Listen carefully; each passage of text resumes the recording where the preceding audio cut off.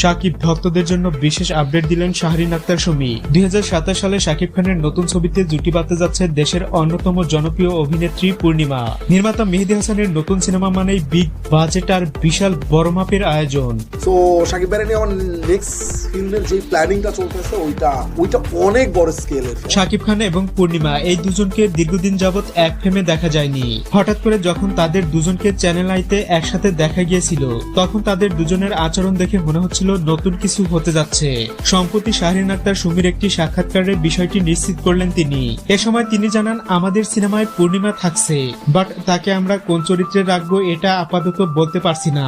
তবে এটা শিওর এবার তাকে নায়িকা হিসেবে নাও পাওয়া যেতে পারে। ফাইনালি গিয়ে আসলে আমাদের সবার সাথে পুরো ক্যারেক্টার হিসেবে যে যায় নায়িকা, সে এখন আমরা একজনকে ফাইনালি পেয়েছি। সো আমরা যে বললাম আমরা আপনাদেরকে জানাবো।